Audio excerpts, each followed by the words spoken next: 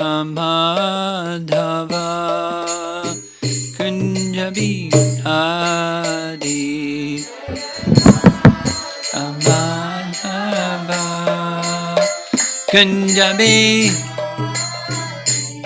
Jaya Radha Madhava Kunja Bihari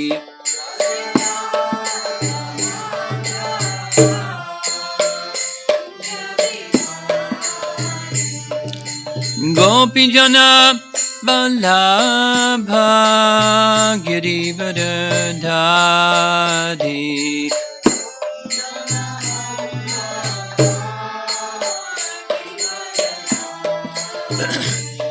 Gopijana Vallabha Girivardhari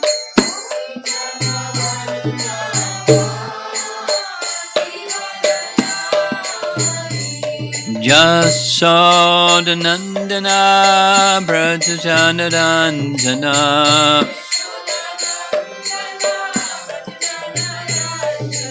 Jasodanandana Brajajanarandana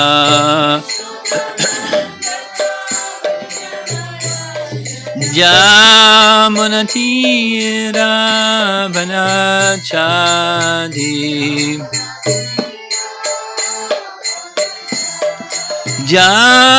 Jamunatira Vanachadi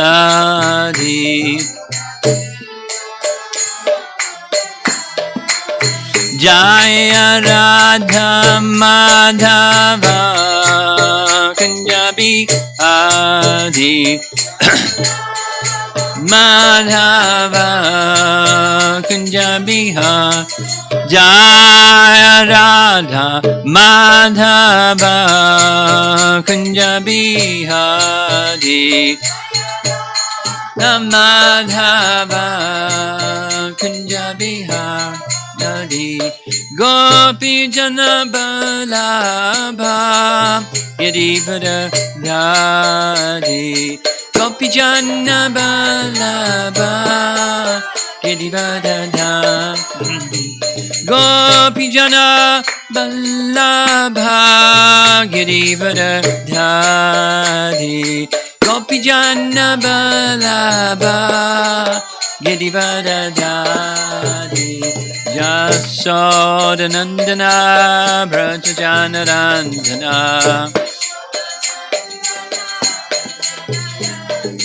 Jasodanandana Brajajanarandana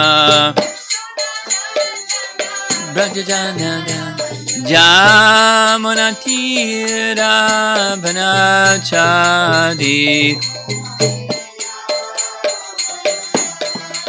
Jamunatira Vanachadi Jaya Radha Madhava Kunjabi Hari Madhava Kunjabi Jaya Radha Madhava Kunjabi Hari Madhava Kunjabi Hari Jayo Vishnupad Paramahansa Parivijagacharya Astatarasatasi Srimad His Divine Grace A.C. Bhaktivedanta Swami Srila Prabhupada Ki Ananta Koti Vaishnavrinda Ki Gaur Premanandi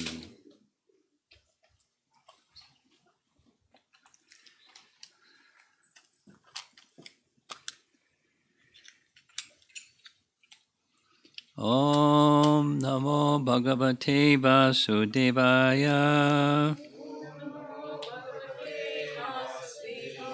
Om Namo Bhagavate Vasudevaya Om Namo Bhagavate Vasudevaya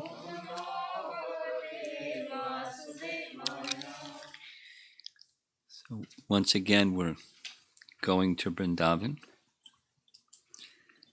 through sound vibration. compliments of Vyasadeva and Shukadeva Goswami and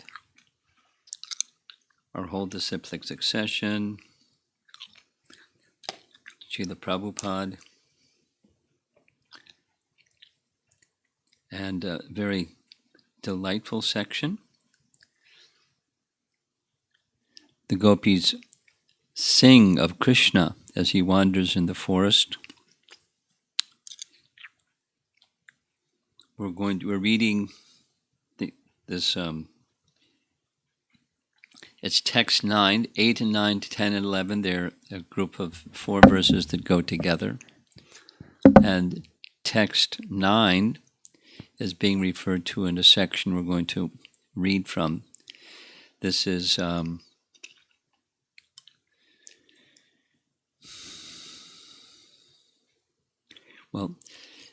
Jiva Goswami makes reference to this verse in the section of 10th canto, Draupadi meets the queens of Krishna.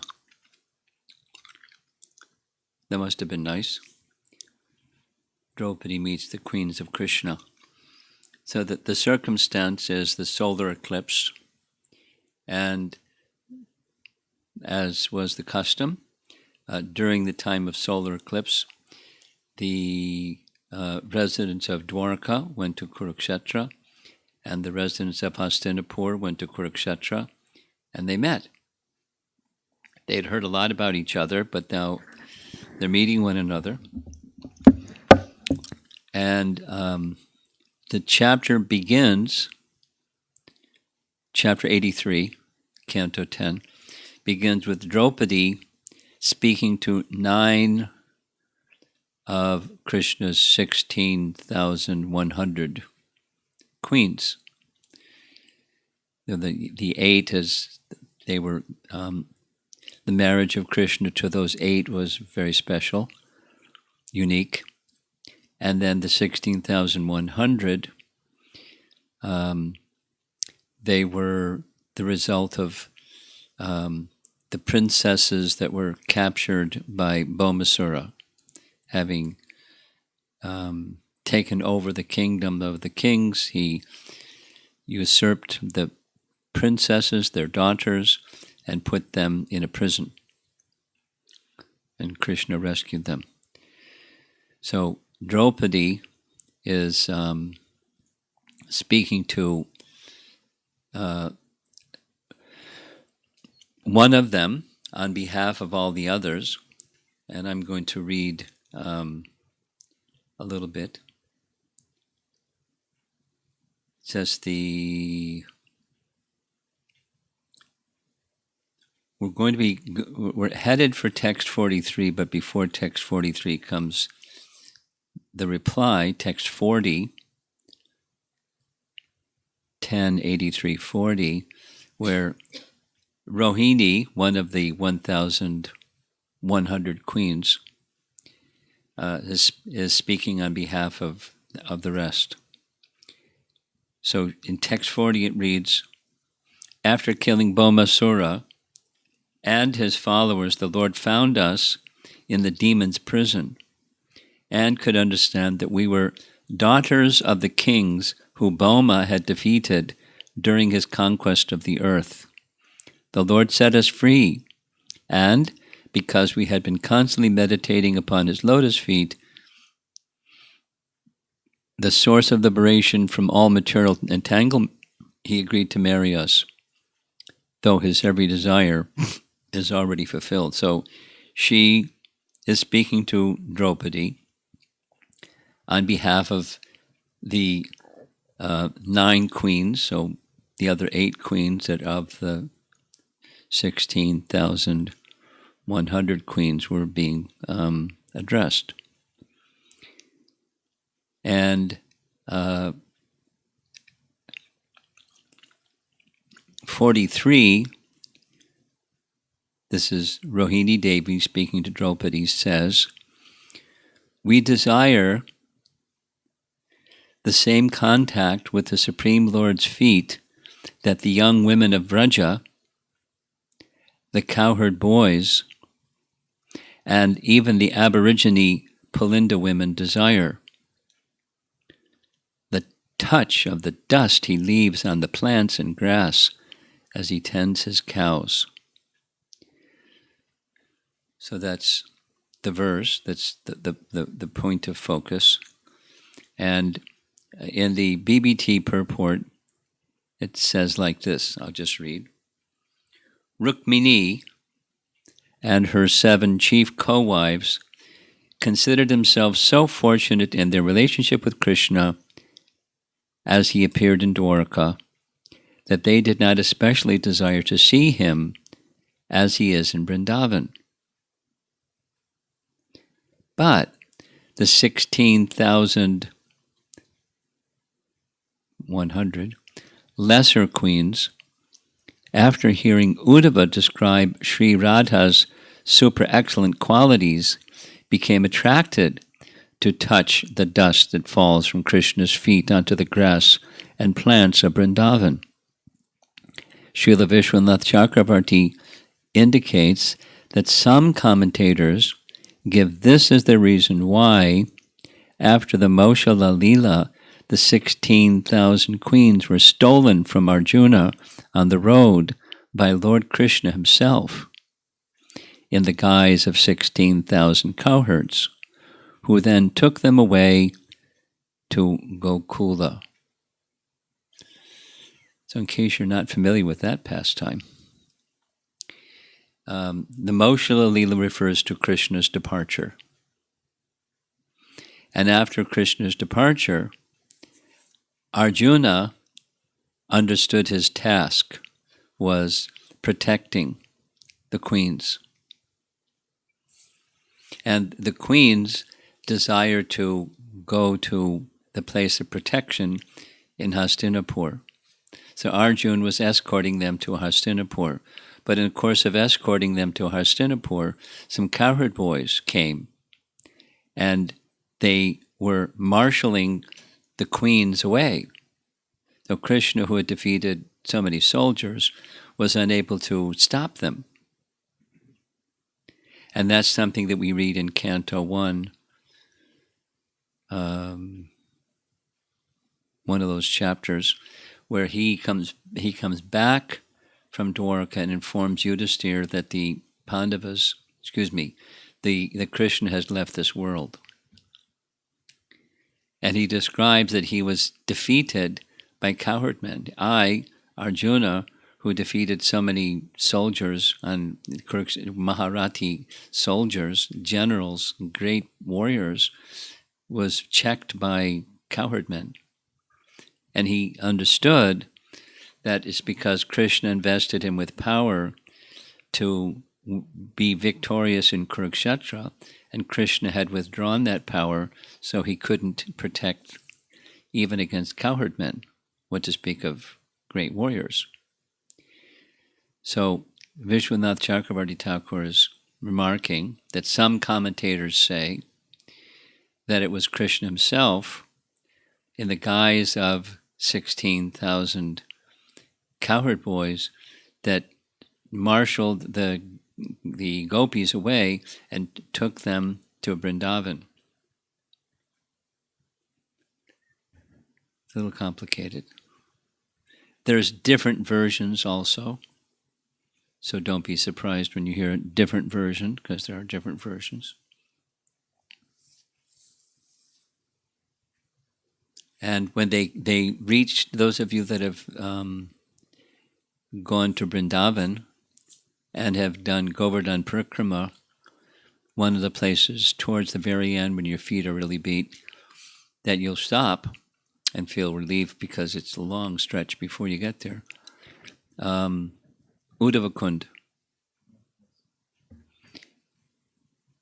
And at Uddhava Kund, the story that's depicted behind the deities and is narrated by your tour guide, and if they don't know, the pujari will say it in Hindi, that the great-grandson of Krishna brought the Gopis there.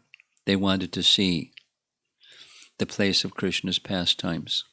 So he brought them. And when he brought them, the Gopīs, the queens were having ecstatic kirtan in anticipation of seeing the places of Krishna's pastimes. And when their kirtan got going, it got going and going and going, and Narada Muni and many others came, and Uddhava, who had taken the form of a blade of grass at that location, manifested his Uddhava form, and he joined their kirtan at that Uddhava Kund place, right by the side of Govardhan Hill. So that's another version. But here it's being expressed. This is now the BBT publication, saying that Vishwanath Chakrabarti Thakur says that some commentators say that when Arjuna was escorting the queens and was stopped by cowherd boys, it was Krishna expanded as cowherd boys. And he wanted to take, because he knew, Krishna knew that they had heard from Uddhava and they wanted to experience the dust of Vraja where Krishna had walked. So he took them there in a very interesting way.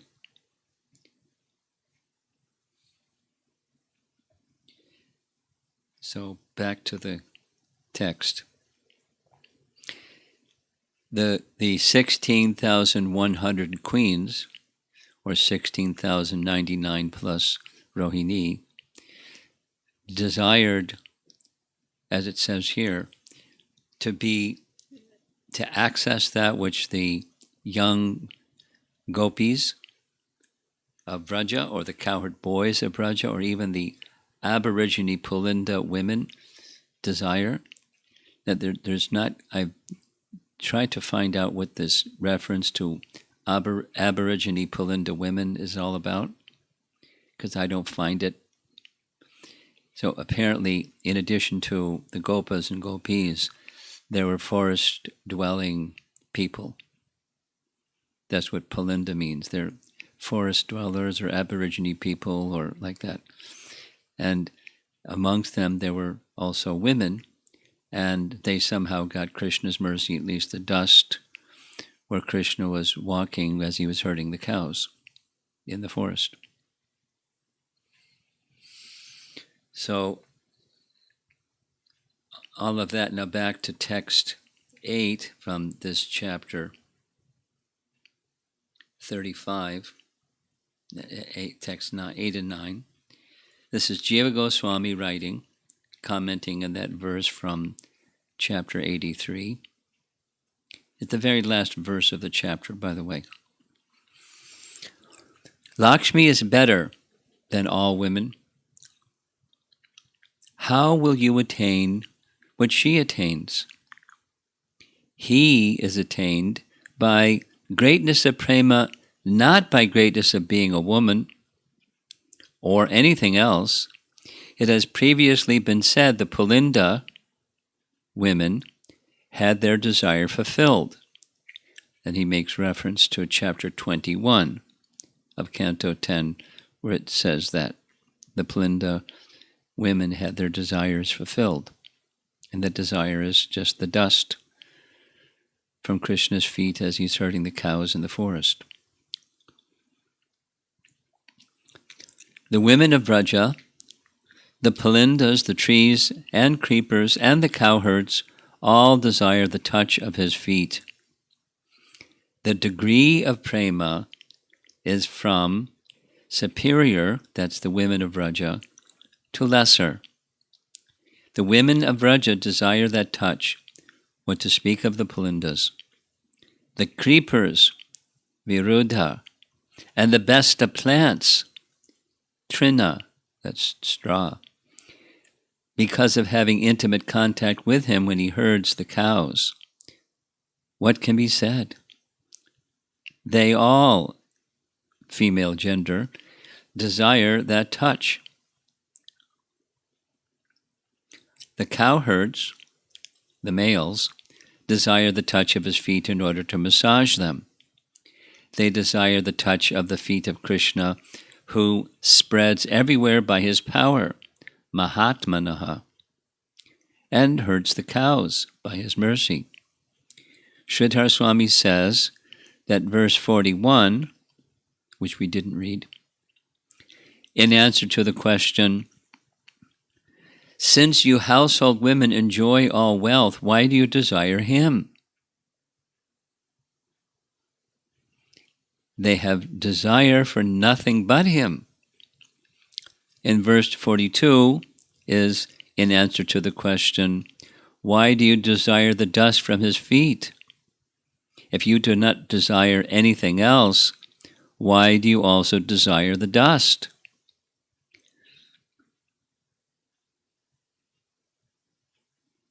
Paragraph. Another meaning is as follows, concerning verse 41.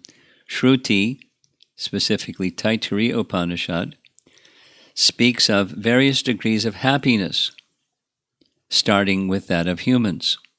If human happiness is multiplied 10,000 times, it is the happiness of Brahma. This is the highest material happiness. The happiness of Parabrahman is unlimited. Anantyam. From Taittiriya Upanishad, Yato vacho nivartante. Words cannot describe it. What then to speak of the happiness of samipya? Who knows the meaning of samipya? It's one of the four kinds of Vaishnava liberation.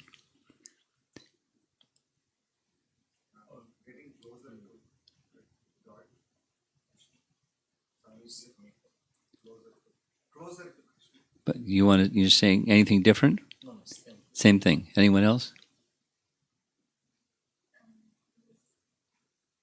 Samipya. Any other words that you have to describe it? Because I have some other words to describe it. Close association. Equal association. This is multiple places. It's equal association with the Lord.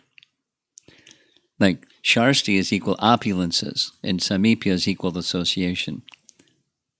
Opulences like the Lord, association, close association with the Lord. So what then to speak of the happiness of Samipya, the husband of Lakshmi? We do not desire any of those things, even secondarily. We do not want them as secondary goals. Oh? Then what do you desire to attain more than that? We desire to carry that dust of his feet on our heads. We take him as our husband. Moreover, we desire those feet possessing the fragrance of Lakshmi's kunkum. Oh, but if you have given up the foot of the husband of Lakshmi, perfumed with her kunkum, if Shri means Rukmini, you have attained that foot dust with her kunkum. To make this understood, they speak the present tense, the present verse. Quote, text chapter 21, reference. The Aborigine women of Vrindavan area become disturbed by lust when they see that the grass is marked with reddish kunkum powder, endowed with the color of Krishna's lotus feet. This powder originally decorated the breasts of his beloveds, and when the Aborigine women smear it on their faces and their breasts, they feel fully satisfied and give up all their anxiety. 10:21:17. According to these words, the queens desire what the women of Vraja desire. The present tense is used to show continuous desire. In listing the Pulinda women and others, the queens desire to state their qualification for attaining that dust. They desired what the plants obtained. And from chapter 12 of Canto 11, this is Uddhava Gita, Krishna to Uddhava.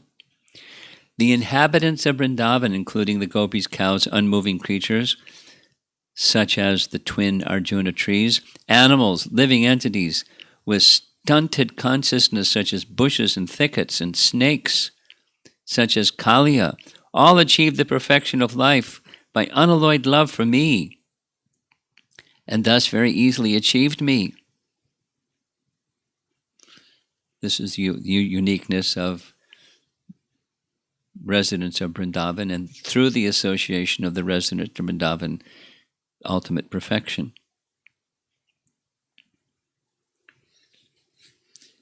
Paragraph. Some of the cowherds herding the cows were Priya Sakas, so it's mentioned that they also received the same benediction.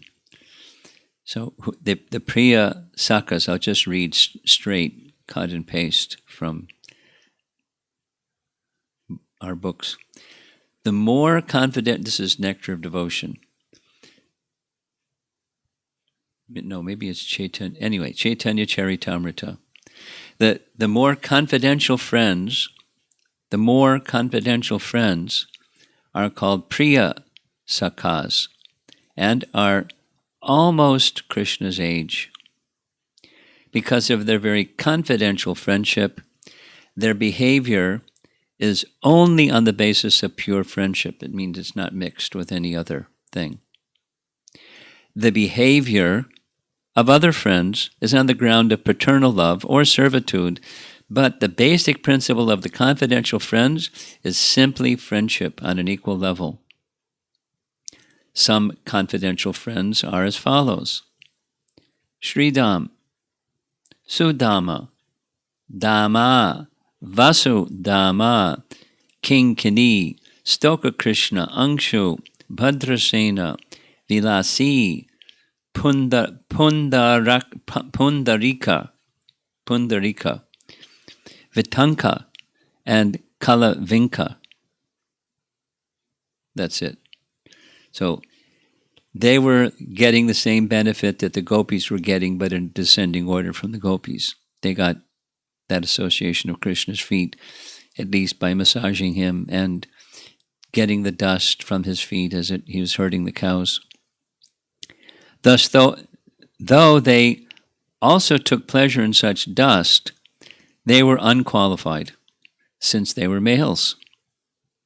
Thus, they are placed last in the list. That is the meaning. She who is famous as Lakshmi desired this also, but she did not attain it. The wives of Kaliya said, quote, Canto 10, Chapter 16, this is the Kaliya Leela chapter. "O Lord, we do not know how the serpent Kaliya has attained this great opportunity of being touched by the dust of your lotus feet.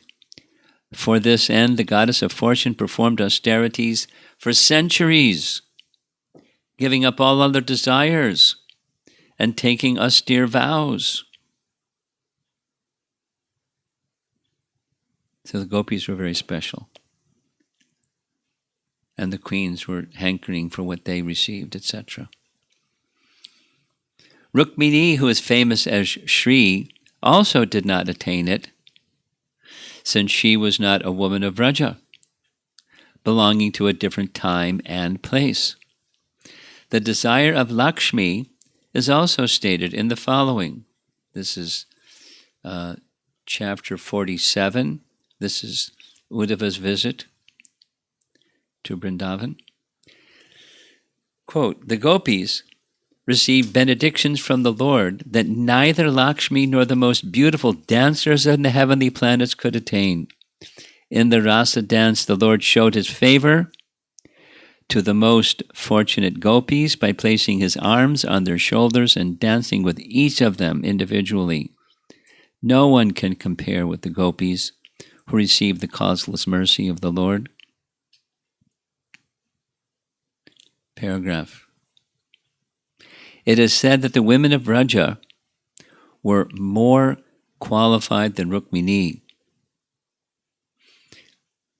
In the Skanda Purana, it is said, quote, "Rukmini is in Dwaraka what Radha is in the forest of Vrindavan." Now that's Skanda Purana, and it's being quoted here by Vishwanath Chakravarti Thakur, but just for our edification, this is from Gopala Champu. The 8 principal gopis had their 8 principal wives of Krishna. That's a long story. Chandravali, she wasn't one of the 8 principal gopis, she was the right-wing gopi, was Rukmini. Radha was Satyabhama. Vishaka was Kalindi. Lalita was Jambavati. Shama was Lakshmana. Shaibya was Mitravinda. And Bhadravali was Bhadra. Padma was Satya. They were almost equivalent in nature. This is Jiva Goswami. Though they were of the same nature, they were not exactly equal in giving happiness to Krishna. As rubbing oil on the feet soothes the eyes. I don't know about that one. Maybe Ayurveda people know about that one. So when he enjoyed with the queens, the gopis felt some relief because of some identity. In this way, they could pass the time without going insane.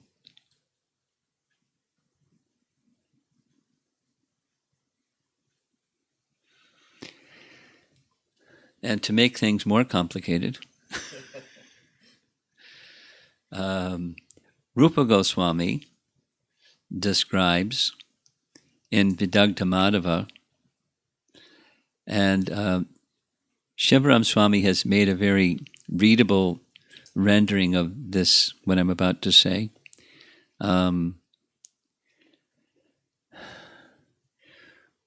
We actually discussed it during the Dwarka Yatra. And so if you want to hear some detail about what I'm just going to quickly summarize, you can go listen to or view the Dwarka Yatra topic on this.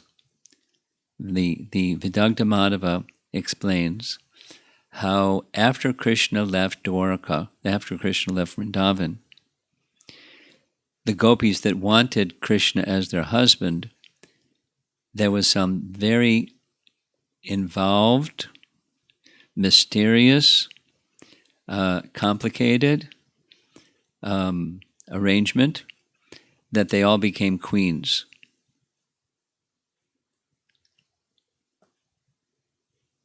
And Chandravali is the first one, and it's how it's explained how it happened. Very involved. And Satyabhama was Radha. It's like really very, very intricate. She was feeling such separation that she just couldn't stand maintaining her body, and she entered into the river Jamuna. The sun god came because she was a worshipper of the sun god. The sun god came and lifted her and took her under his care. And then later the sun god made an arrangement for her to descend in Dwarka. It's like really interesting, very, very interesting. How Rupa Goswami could understand all this, God only knows. But there's details and details and details. Very interesting. And they all ended up becoming. So these princesses, it was understood publicly that the princesses were daughters of kings, which is said right there in the Bhagavatam. That's who they were. They said it. We were daughters of kings. We were princesses that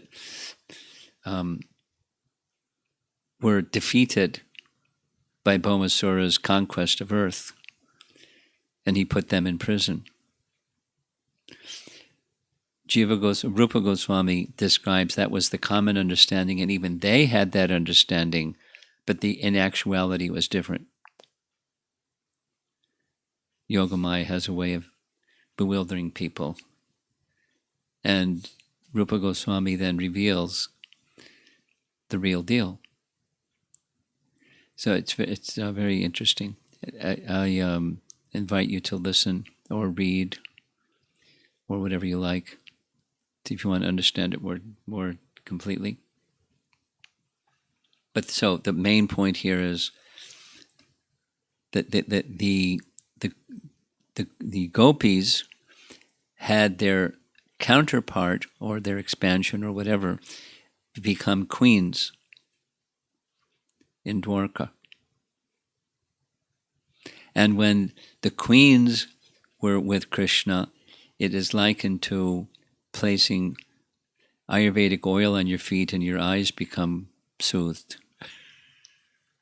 It's not the same, but it helps. So because they had some connection with the Gopīs felt some relief, and that way were able to maintain their lives. Next, this is a Gautamiya Tantra quote. The goddess Radharani is the direct counterpart of Krishna. She is the embodiment of all the goddesses of fortune. She possesses all attractiveness to attract the Lord. Brihat Gautamiya Tantra also says that Radha is the supreme amongst all the Gopis and reigns as Shri. The Gopis also describe Radha in this way. Canto 10, Chapter 30. Certainly this particular Gopi has perfectly worshipped the all-powerful Govinda, since he was so pleased with her that he abandoned the rest of us and brought her to a secluded place. This is that famous phrase, Anya aradito nunam Bhagavan Harir Ishvara. Ananya means by her, and aradita doesn't say her name, but one who perfectly worshipped. Aradita, that's Radha, without using her name. Here's the translation. O friend, wife of the deer, has Achyuta been here with his beloved, bringing great joy to your eyes? Indeed, blowing this way is the fragrance of his garland of kunda flowers, which was smeared with the kumkum from the breasts of his girlfriend when he embraced her. They're searching for Krishna. With an appearance of similar prema. Not only did they desire the foot dust, but they desired a similar touch of his feet. Desire him, or we desire lest. Krishna's nature is to have the best manifestation, atmanaha, of beauty, and other qualities which spread everywhere, maha. And Shukadeva Goswami writes, in the midst of the dancing gopis, Krishna appeared most brilliant, like an exquisite sapphire in the midst of golden ornaments.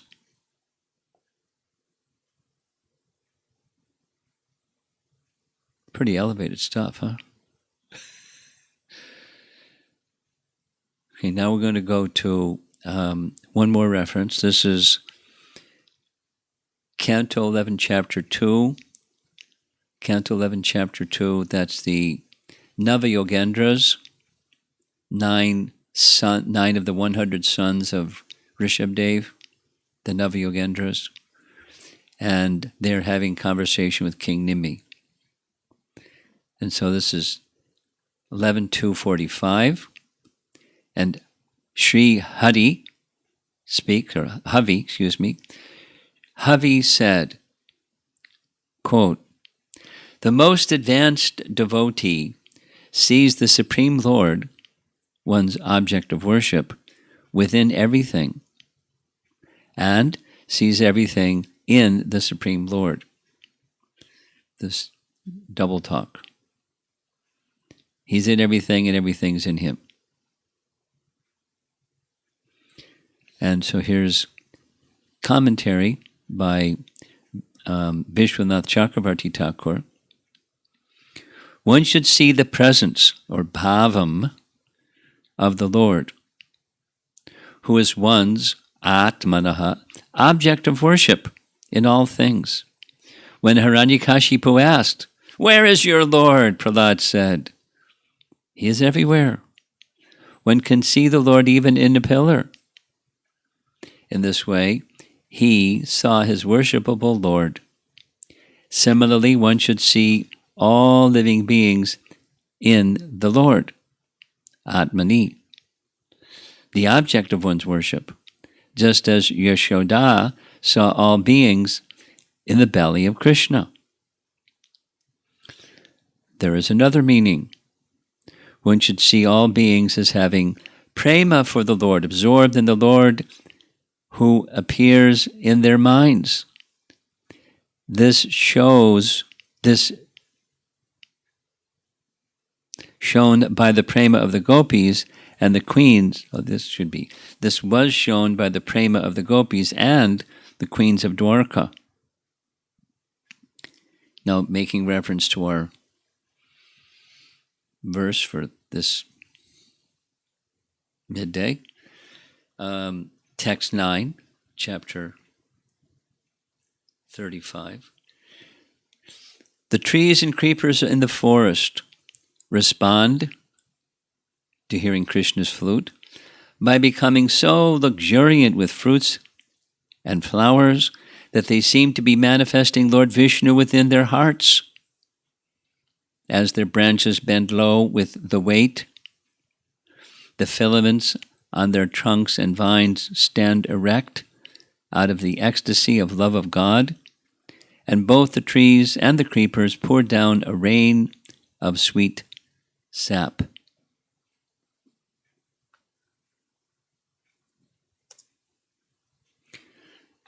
And there's a quote from chapter 21 of Canto 10.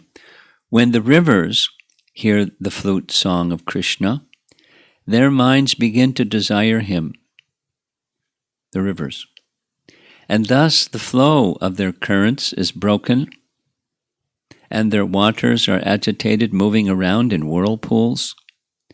Then, with the arms of their waves, the rivers embrace Murari's lotus feet and, holding on to them, present offerings of lotus flowers. And another reference is from Canto 10, chapter 90. Chapter 90 is the last chapter of Canto 10. And the scene is Dwarka. And Krishna is enjoying with his queens in Dwarka, having sporting pastimes in lakes. And it says, I'll read, sometimes after playing with the Lord in the water, they would address various creatures, declaring their great attachment to Sri Krishna on the pretext of commiserating with these creatures. So we're going to hear two of them. It also relates to the Queen's ecstatic prayers. It also relates, this chapter 90, relates the Queen's ecstatic prayers in the mood of intense separation from him. So here's the chapter 90, text 15 quote. After bathing with Krishna in lakes, they turn to the Kurari bird. "Oh, Kurari bird, you are lamenting. Now it is night, and somewhere in this world the Supreme Lord is asleep in a hidden place. But you are awake, O friend, unable to fall asleep. Is it that, like us, you have had your heart pierced to the core by the lotus-eyed Lord's munificent, playful, smiling glances?" Then again, "O magnanimous mountain, you neither move nor speak. You must be pondering some matter of great importance. Or do you, like us, desire to hold on your breasts the feet of Vasudeva's darling son?" And one should contemplate the mood of the Lord within oneself as being present in all living entities. Sanatana Goswami says this meaning is approved by past authorities. So this is Vishwanath commenting on this verse by Sri Havi about seeing the Lord within everything and everything within the Lord. And he is confirming that this following understanding is how we should understand what they're saying. One should contemplate the mood of the Lord within oneself as being present in all living entities.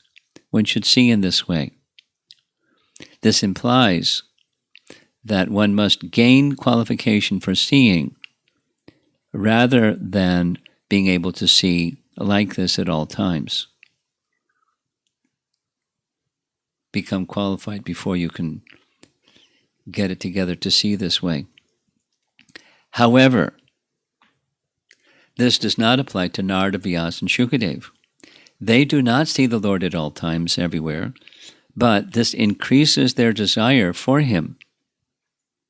When this longing to see the Lord increases further, then the devotees see the whole world as the Lord, based on the logic that a lusty man sees women everywhere, and according to the saying that one sees everyone like oneself, Atmavan Manyate Jagat, they see all beings as suffering from eagerness for prema. One should not explain that the verb to see here means to know, and that therefore the best devotee is he who knows that the Lord is everywhere and everything is in the Lord simply by scripture knowledge. Pretty far out, huh? Should I read it again? I want to read it again. Because this comes up from time to time. You know, how we, I remember hearing a class twice, and I asked Rabindra to, I asked his secretary to copy me with, the essence of, because he wrote something about this also. When he explains, Rabindra explained, when he was doing his PhD at Temple University in Philadelphia, he heard Srila Prabhupada say, a devotee doesn't see a tree, they see Krishna there. So he was, philosopher, PhD philosopher. Like, what does that mean? I look out the window and I'm seeing a tree, but you don't see a tree, you see Krishna there. So what does that mean? You don't see the tree, you see Krishna there. So he has a particular explanation, and here's another version of an explanation. Very nice. So it's in the very high philosophical section. These Navayogendras, they're of the caliber of Narada Muni. That is to say, they're not within any varna or ashram. They have powers whereby they can travel anywhere in the universe, and they don't even have a vina. They just, off they go. The Kumaras had a similar capacity. The Siddhas, they have a similar capacity. But at Siddhas, they have craft. And they travel on their vimanas wherever they want to go. And the Navayogendras don't even have a vimana. They just, off they go. So they came to a particular place where a very qualified person, King Nimi, was performing a karma kanda ritual. And just as the ritual was about to start, they just descended from the sky. And he stopped his sacrifice, stood up, folded palms, and offered prayers to them and asked them a whole bunch of questions. And this is chapter 2. It's like right away giving an answer to one of their questions. What's this proper consciousness? Seeing the Lord within everything and everything within the Lord. So how do you do that? So we're getting an explanation. So I'll just read this last paragraph again. Well, I'll read the two.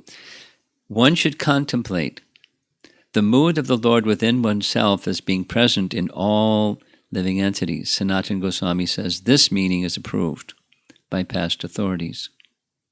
One should see in this way This implies that one must gain qualification for seeing rather than being able to see like this at all times. However, this does not apply to Narada, Vyasa, and Shukadev. They do not see the Lord at all times, everywhere, but this increases their desire for Him. When this longing to see the Lord increases further, then the devotees see the whole world as the Lord, based on the logic that a lusty man sees women everywhere. And according to the saying, and according to the saying that the one sees everyone else like oneself, Atmavan Manyate Jagat, they see all beings as suffering from eagerness for prema. One should not explain that the verb to see, quote, here means to know, and that therefore the best devotee is he who knows the Lord is in everything, and everything is in the Lord simply by scriptural knowledge. That's it's very elevated state, right? But that's kind of what we've been saying. Where's this train that we're getting on taking us? What does it look like when we get there?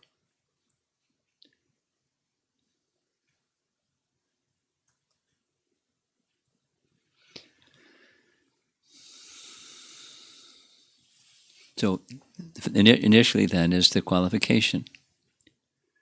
The qualification to be hankering in a way like the queens are hankering. Not complacent. I'm practicing bhakti and I'm going to go back to God, and so Haribol. I mean, that's not wrong, but it's not the goal. It's not the qualification that entitles one the special privilege of Krishna's association in the mood of the residents of Vrindavan.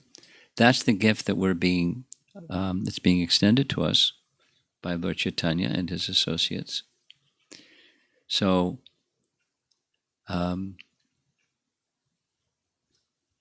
there's steps.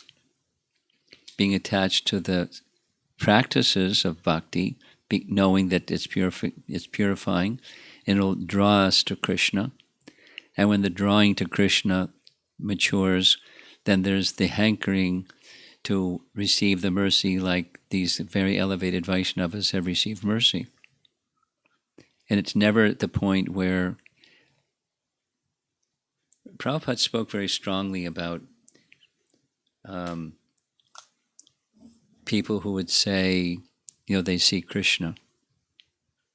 Or, these, because you're all from India, the stories where my grandmother, she doesn't sleep at night. She goes into the deity room, and the deity comes off the altar and plays with my mother, and he plays a flute and she dances, and she plays her flute and he dances, and she's crying and, in ecstasy, and so it wakes everybody up, and we come out and the deity's back on the altar again, and anyway, those kind of stories.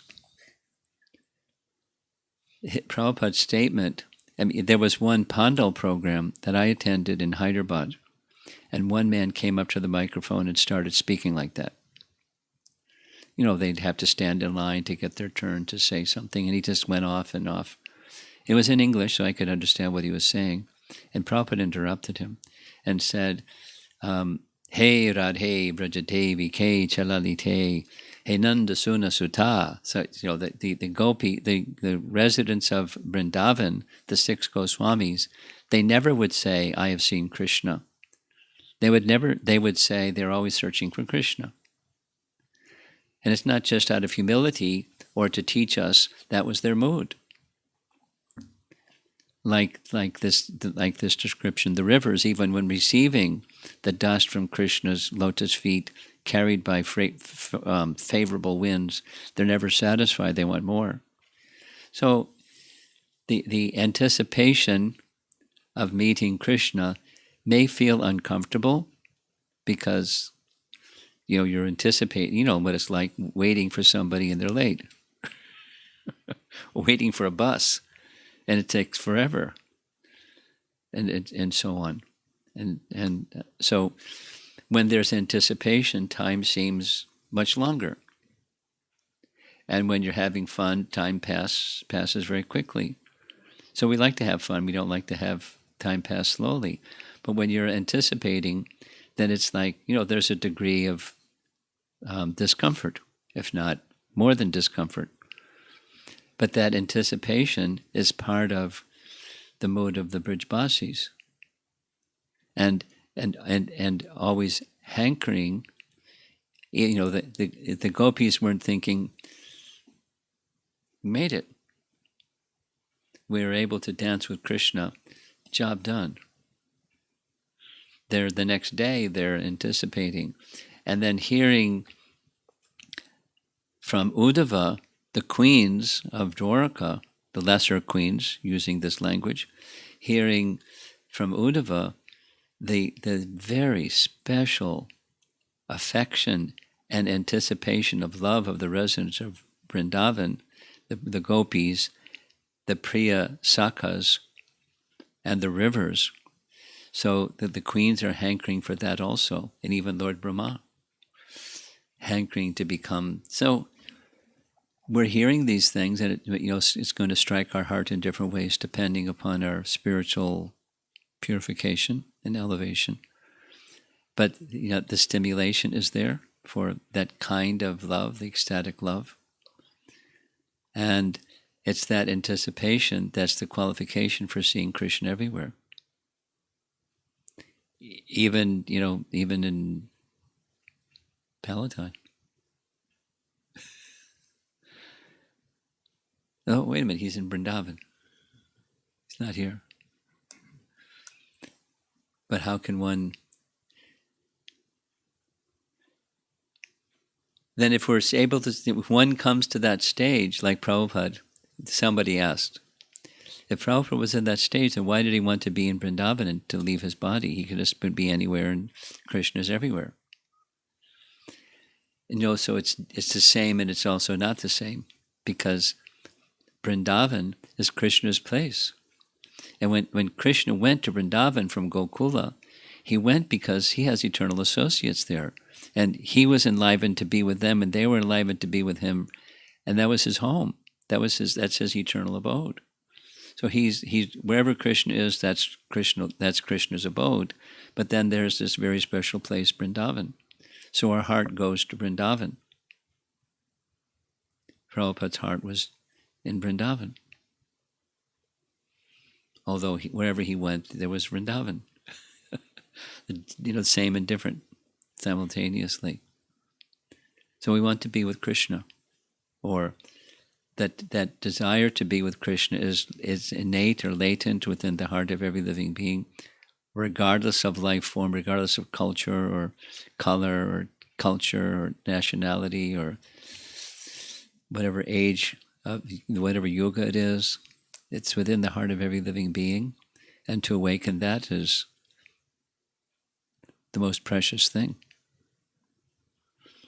And somehow we stumbled on the process to awaken that. So let's see if there's some discussion or any thoughts on what we're hearing.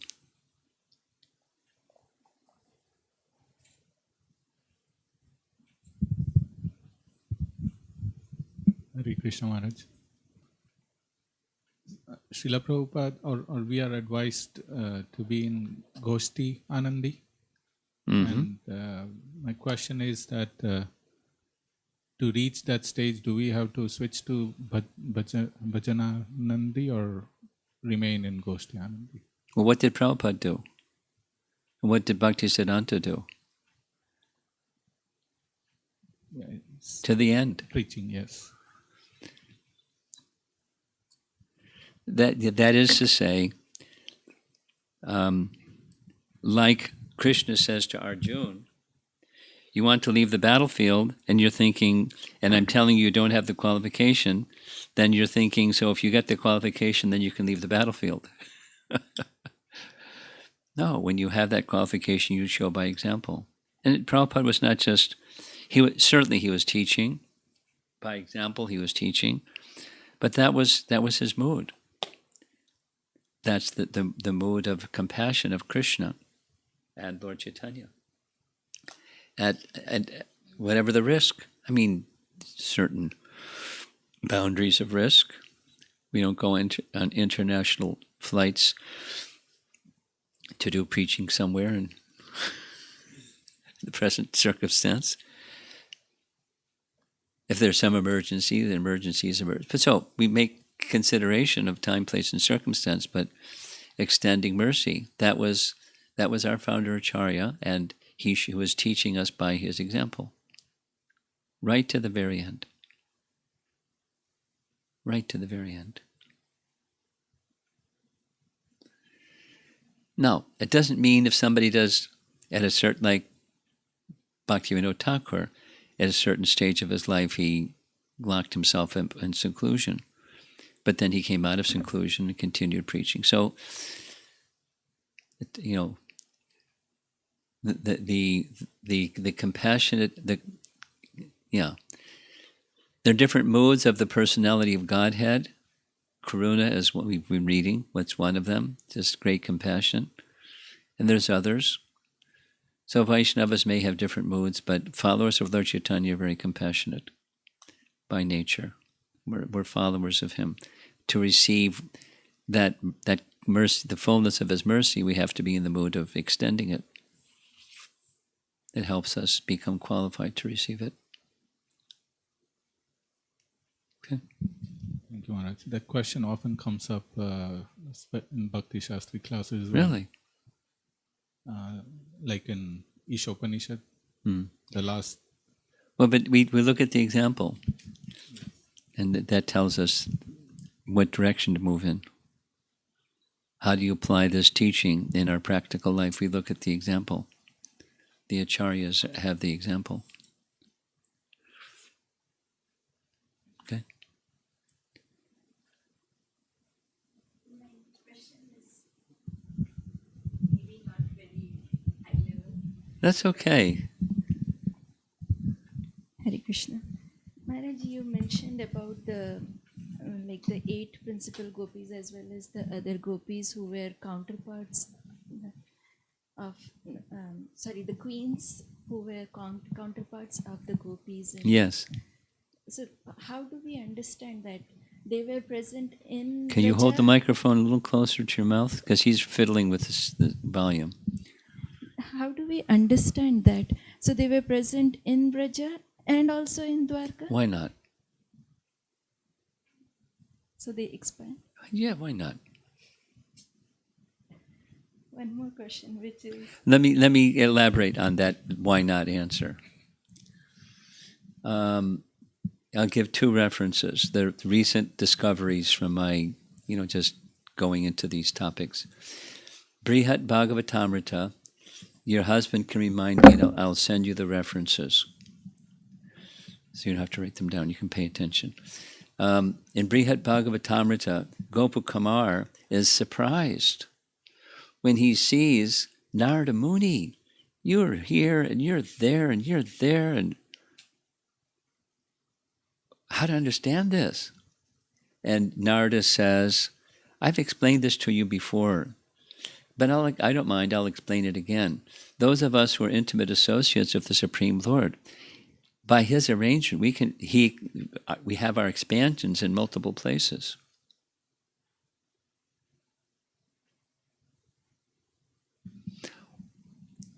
Two other examples. One other example is when we heard about Canto 10, Chapter 8,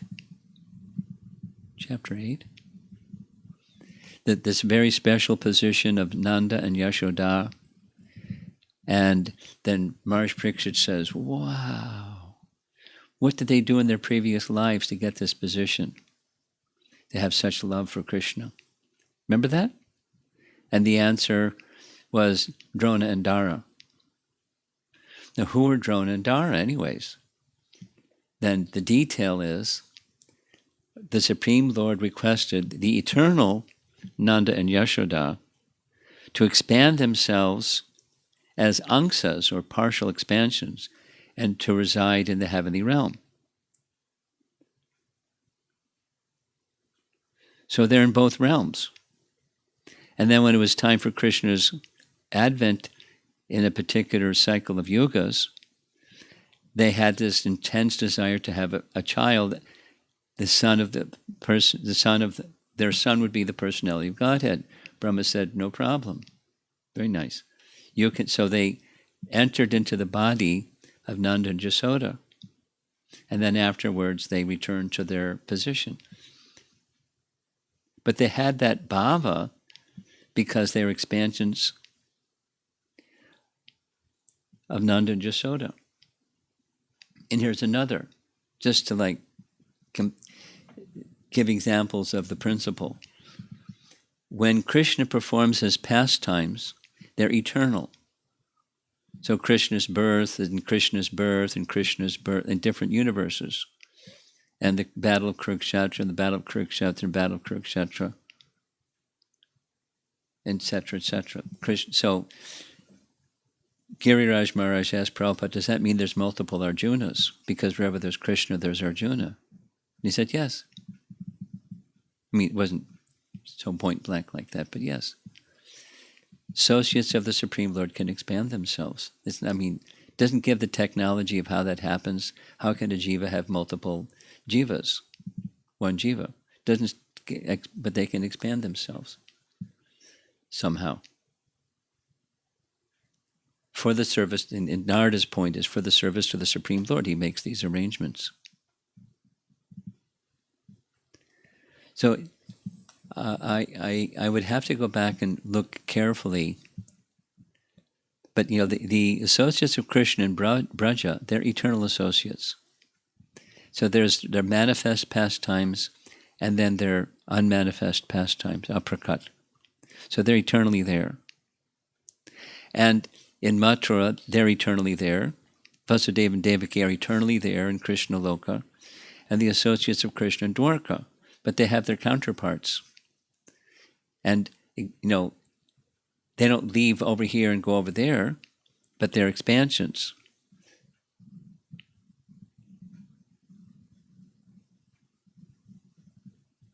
Because they desired Krishna as their husband, and Krishna became their husband. He fulfilled their desire.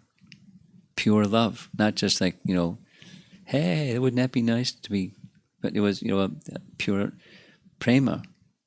And so Krishna fulfilled their desire in very interesting ways. Does that work? So we say that The spiritual technology. Yeah. Even say material technology, is bewildering. What to speak of? Yeah, it is bewildering Yeah. for me. So when we say that we all have a swarupa, so We all have what? a swarup, Spiritual form. a Right. spiritual form. Yeah. So once we attain the spiritual form, can we have two? Multiple, more than one? Well, Bhaktisiddhanta explains this in Brahma Samhita. The eternal abode of Chaitanya Mahaprabhu is where? Goloka. His Chaitanya Mahaprabhu's abode, eternal abode, is Goloka. In many paintings, if you look closely at first canto cover paintings, the whirl of the lotus, that's Krishna Loka, shows Radha Krishna, and over there in the upper left corner is Chaitanya Mahaprabhu and his associates, because that's his abode, is in Krishna Loka. So those who are followers of Chaitanya Mahaprabhu, they become pure devotees. Let's just take Rupa Goswami. Rupa Goswami is an associate of Chaitanya Mahaprabhu, and in Krishna Lila, he's Rupa Manjari. Simultaneously. So when someone, if you become, that wonderful day when you become a pure devotee of Krishna, as a follower of Chaitanya Mahaprabhu, you'll manifest a form with Lord Chaitanya's associates and Krishna's associates. Doesn't just give the technology, but that's what's explained. The bhava is similar or identical. The lila is different. Thank you, Maharaj. It's high technology. But that's, where the train is going. All aboard. And the conductor comes and let's see your ticket.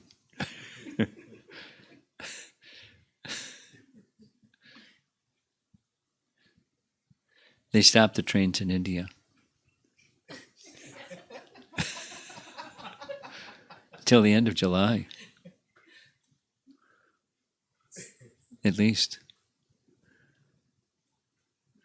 This isn't a good place to get on trains. The spiritual train's a good train. She's laughing like anything.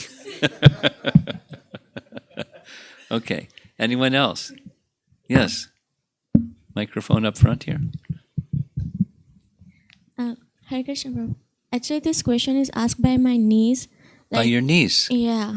How old is your niece? 7 years old. 7? Yeah. Okay. And when we were discussing about Krishna's and her and his life and everything, he asked me why Krishna has created devils too. I mean, if he didn't create devils, then there is no, bad persons or anything. And I'm unable to explain that why. Well, let me make sure I've understood what your 7-year-old niece wants to know. The really short is, why did Krishna create devils? And is the uncertainty he's good, so why did he create something bad? That's like the essence of the question? Yes. Okay.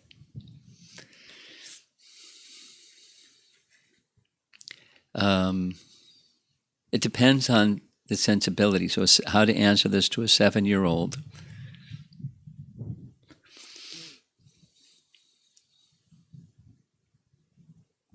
Ask her questions that help her understand that she has free will.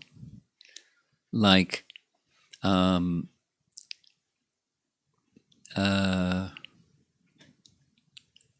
you brush your teeth every morning?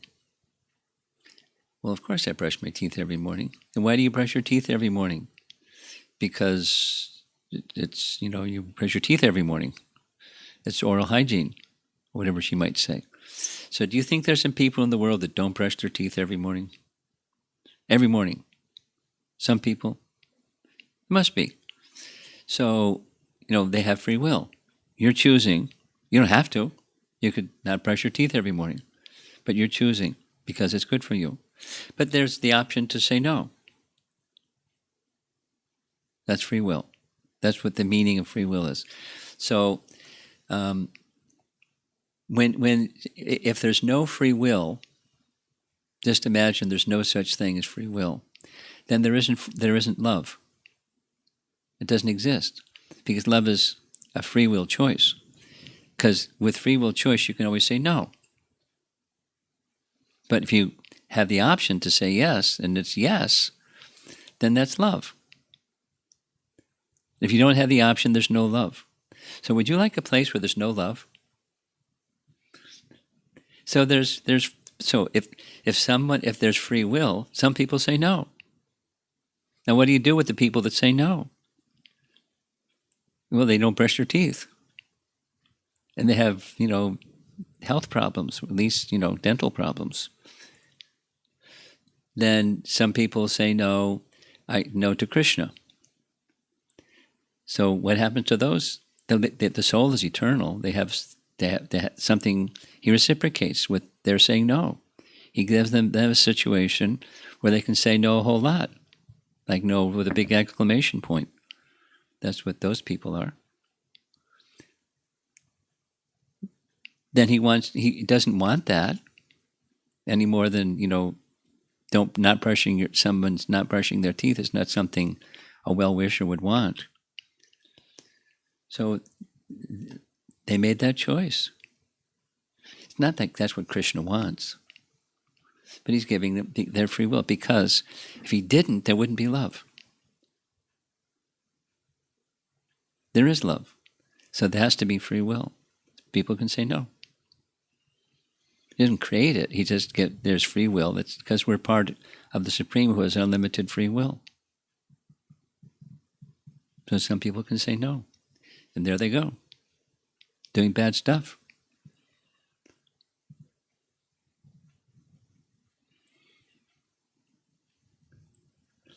Now, better to ask, what does Krishna want me to do about those people that do bad stuff? That's a better question. And you pray for them, and you try to remind them of that. See if we can make the good choice instead of the mistaken choice. But you don't take away their free will. You can't do that anyways.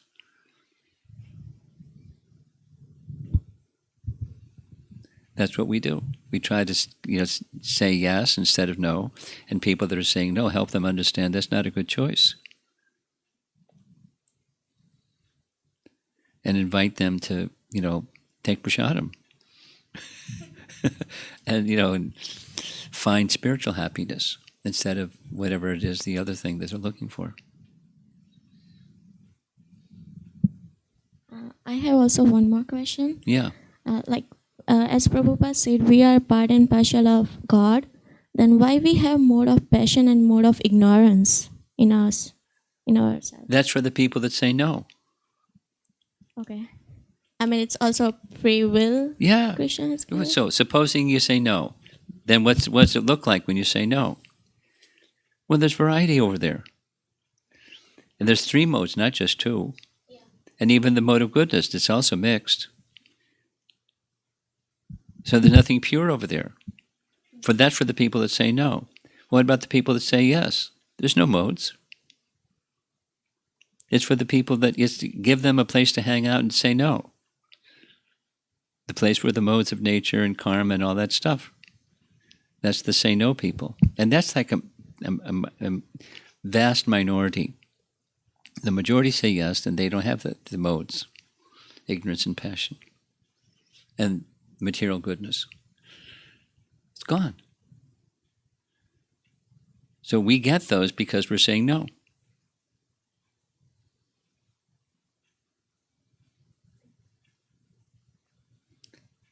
And good is good, but good is still mixed. It's still another birth, and still another, sometimes goodness isn't prevailing, and sometimes the other modes are prevailing, because that's what happens when you say no. And it's not a good program. So let's delete that program from our hard drive and put on another program. It's not so easy, just like delete a program. It's not mechanical. It's devotional. It takes some cultivation to go there, to the place where people say yes. The good news is, when we get there, everyone's saying yes. There's no more, maybe, or sometimes. It's pure. And that's the ticket when the conductor comes along and says, "Okay, you're on the Vaikuntha Express. Let's see your ticket." I lost it.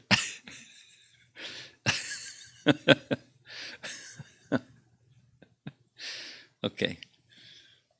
It's okay? Yeah. Thank you, Prabhu. Okay, Hare Krishna. There's back here.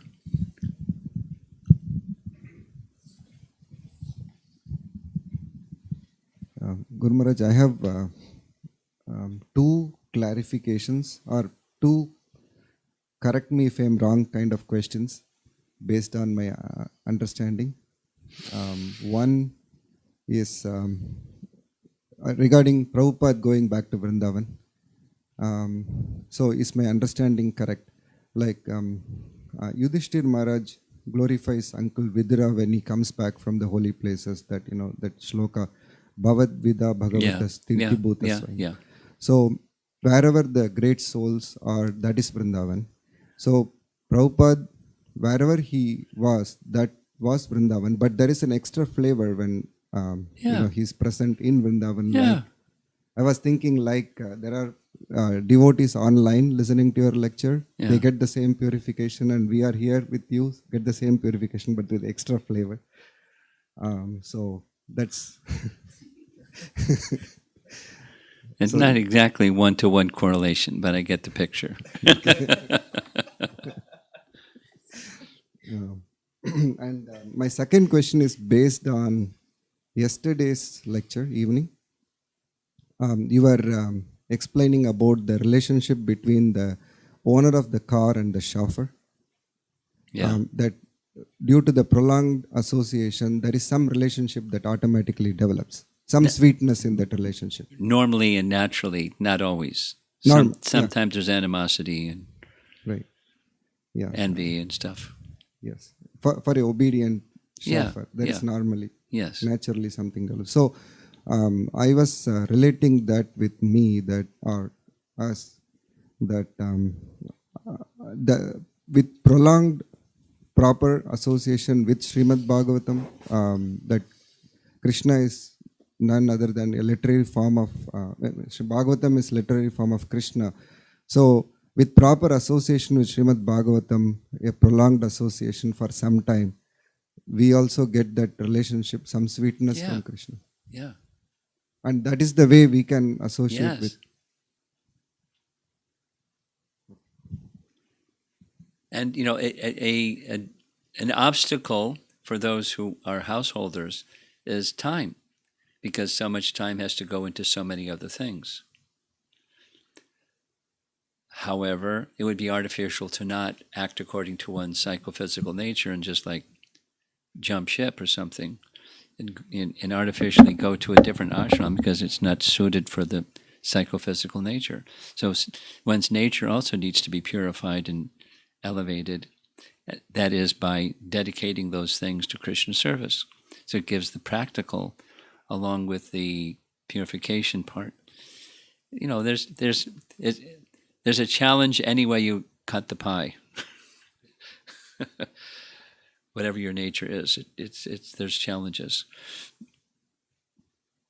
and it's so.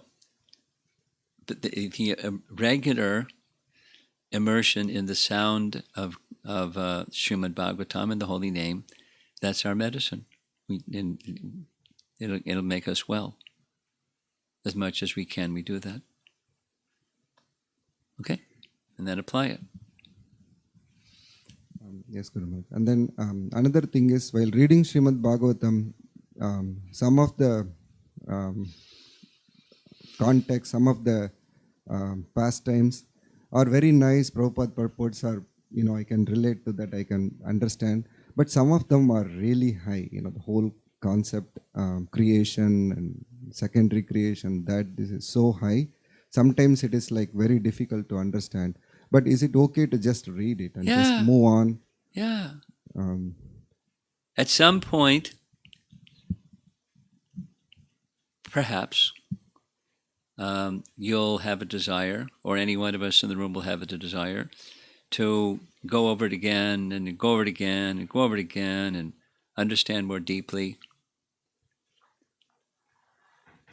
this creation and subcreation. So I kind of went through that in the past, 9 months, and it's really far out. But it's purifying. Another time we'll go into that.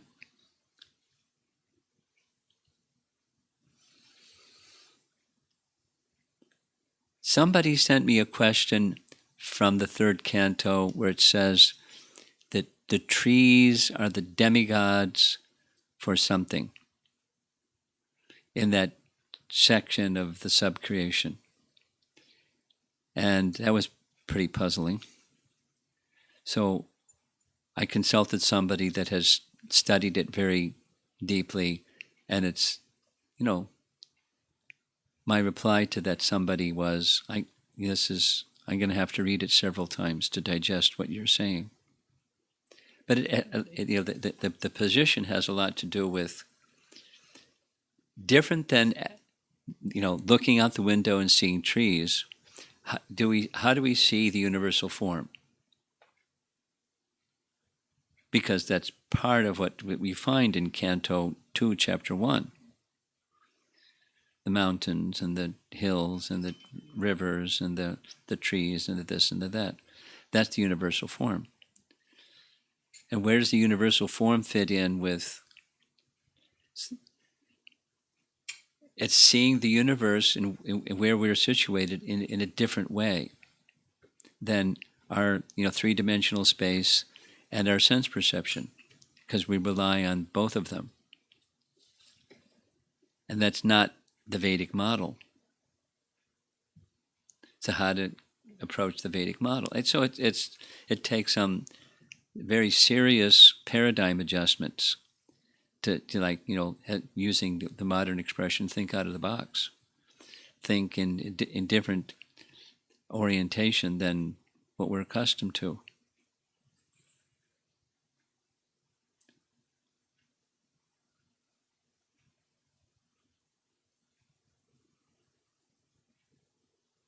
So at some point, yes, for now, just read over it, and that, I'm getting purified somehow. I don't know how. And sometime you'll come back, and I've been asked by two devotees to make a presentation on the universal form, like explain it. And I'm reluctant to do it because it's I'll lose certain people in the audience, like your good wife. Woo! I'm not sure how to do it so that it's on the one hand precise and the other hand digestible.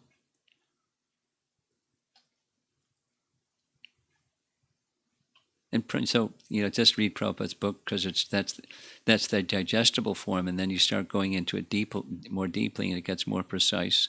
It's not that anything Prabhupada has written is off the mark. It's just not all the explanation, clarification is there. And one of the things, there's several, but one of the things that's inspired this is the TOVP is coming up.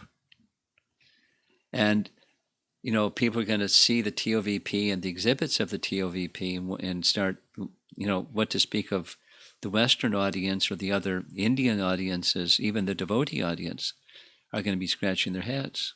Like, huh? And it's, there's 3 cantos that cover it. Canto 2, Canto 3, Canto 5 in detail. And there it is, 3D. The universe. Without an effort, without a plan. It's not part of their plan, at least in the planetarium, to explain Western science talks like this, or Western cosmology talks like this, and this one talks like that, and here's how the two correspond. They're just showing the Vedic model. There may be some exhibits to show some correlation, and there's, even within the Vedic model, it's not going to be.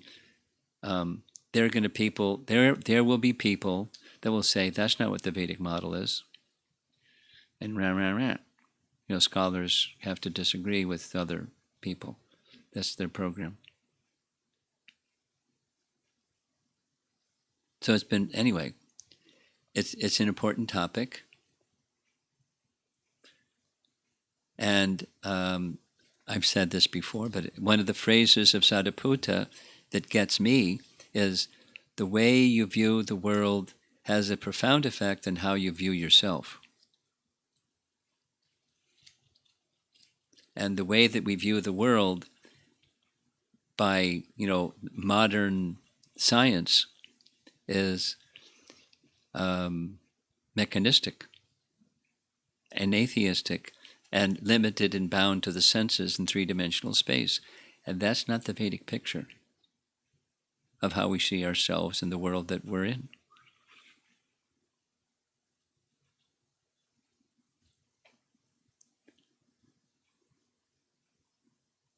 So that's a long answer to, yeah, just keep reading, and at a certain point you'll circle around and say, wait a minute, I want to get my hands on this a little bit better.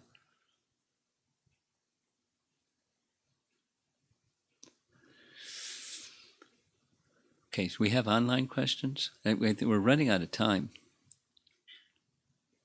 Maybe we ran out of time. Okay, good. Anyone else in the room? Something? You're good. You confused? A little bit? Any clarification on any topic?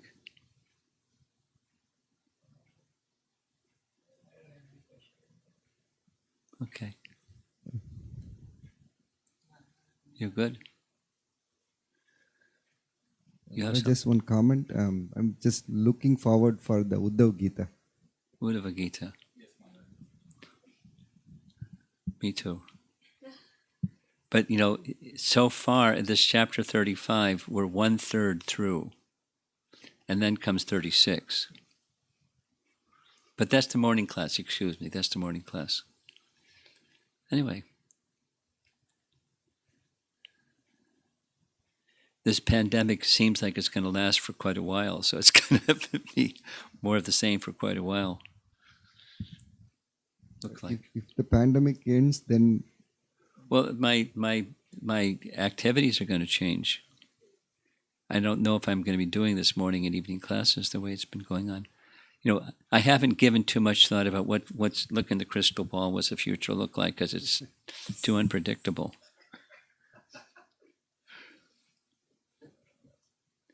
I spent some time this morning with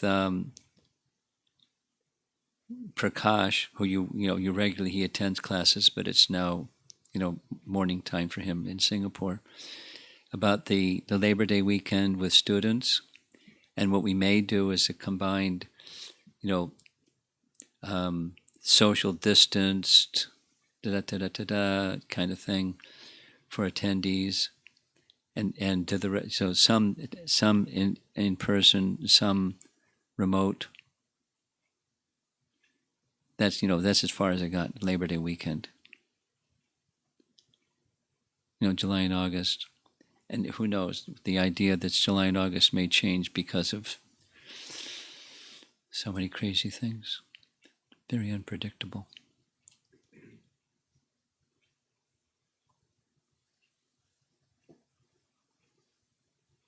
And then colleges, whether colleges will be open, what that's going to be like if they open.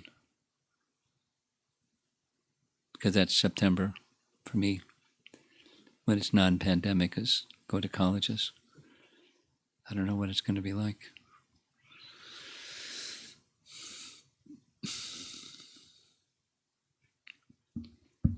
Srila Prabhupada ki